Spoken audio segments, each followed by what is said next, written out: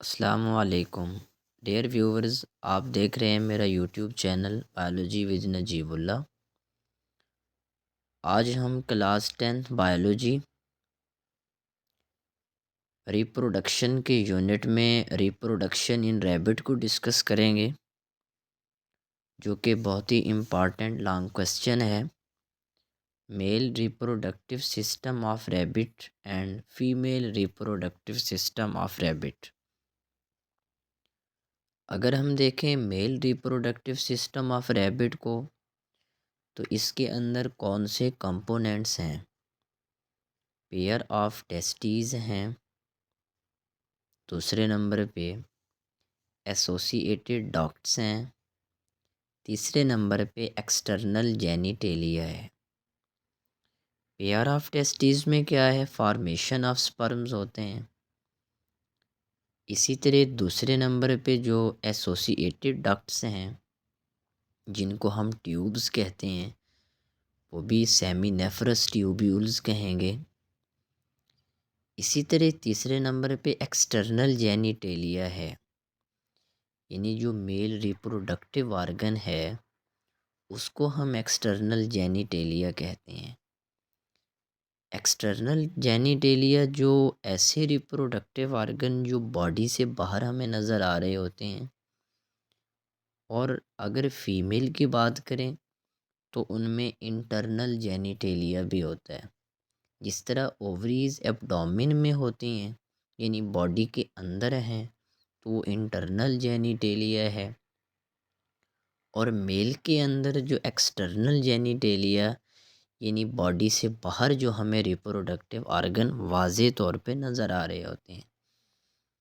तो अगर हम देखें टेस्टीज़ के स्ट्रक्चर को, तो उसके अंदर बहुत सी छोटी छोटी ट्यूब्यूल्स हमें नज़र आ रही होती हैं।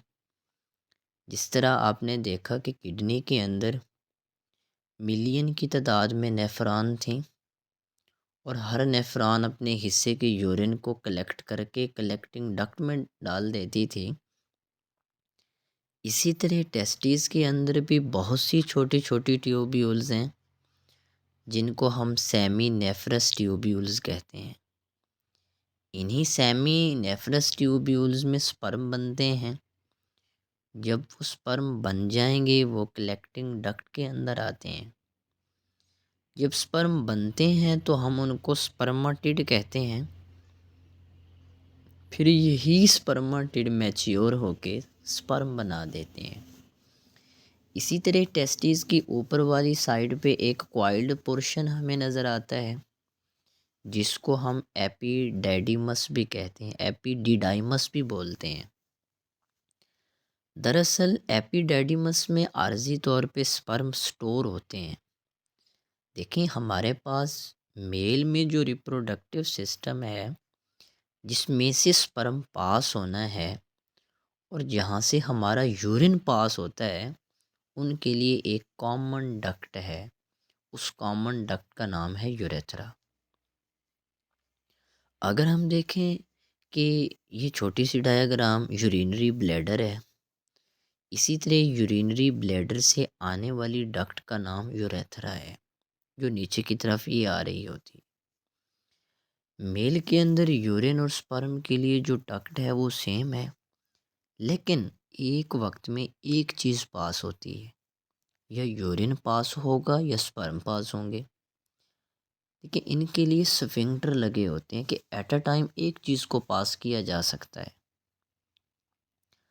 अगर हम देखें कि पहले नंबर पे जिस तरह हमने पेयर ऑफ टेस्टिस देखे कि टेस्टिस होते कहाँ में हैं, ये आउटसाइड द बॉडी, यानी बैग ऑफ स्किन है, जिसे हम स्क्रूटम का नाम देते हैं। यानी हमारी बॉडी की निचली साइड जो है, वहाँ पे ये स्क्रूटम के अंदर जो है लटके हुए होते हैं। अगर हम बात करें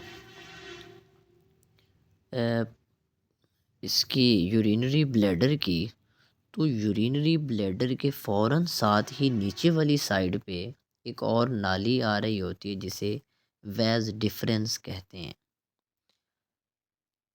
तो इसमें बिल्कुल यूरिनरी ब्लैडर के साथ ही नीचे वाली साइड प्रोस्टेट ग्लैंड्स होते हैं, फिर नीचे सेमिनल वेसिकल्स, छोटी छोटी थैलियाँ होती हैं, फिर उनसे निचली साइड पे अगर हम देखें तो काउपर ग्लैंड्स होते हैं। देखें, टेस्टिस ने स्पर्म बनाए, कलेक्टिंग डक्ट ने कलेक्ट किए, एपिडिडाइमस ने स्टोर किए। तो जब रिफ्लेक्स आती है, हमारा नर्वस सिस्टम कंट्रोल करता है स्पर्म के खराज को, कि जब नर्वस सिस्टम से मैसेज आता है तभी स्पर्म यहाँ से रिलीज होता है। अब अगर हम देखें, यूरेथ्रा के ऊपर 3 किस्म के ग्लैंड्स हैं। 3 टाइप्स के कौन से ग्लैंड्स हैं? यूरिनरी ब्लैडर की नेक में, बिल्कुल नेक मतलब नज़दीक ही प्रोस्टेट ग्लैंड्स होते हैं। दरअसल जो प्रोस्टेट ग्लैंड्स हैं, बुढ़ापे में ये बड़े हो जाते हैं, जिसके नतीजे में ये यूरेथ्रा को बंद कर देते हैं। तभी यूरिन के अंदर जो है रुकावट आ रही होती है, प्रॉपर यूरिन प्रोड्यूस नहीं हो रहा होता।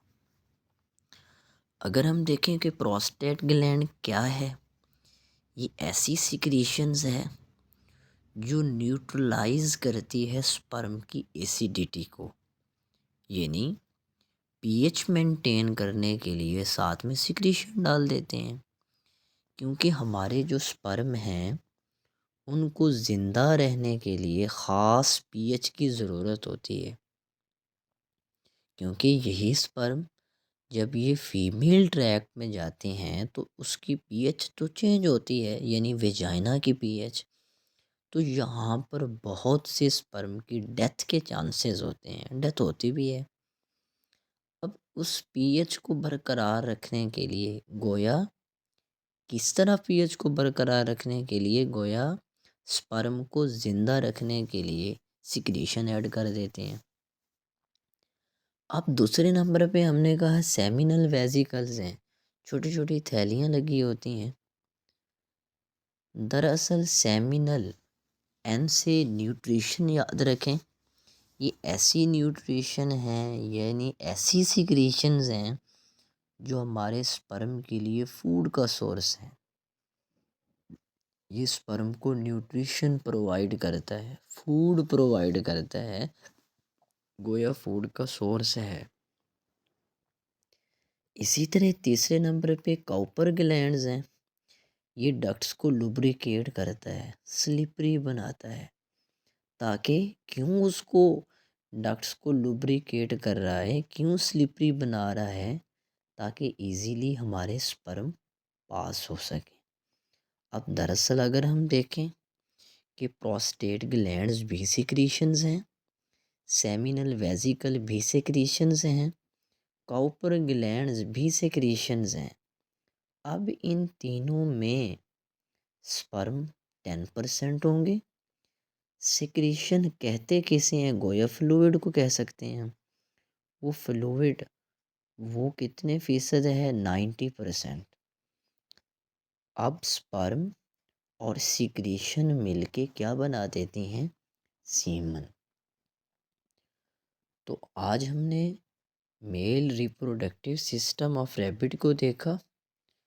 गोया हमने गैमिट्स बनवाने भी हैं रिप्रोडक्शन में, फिर उनको मिलवाना भी है।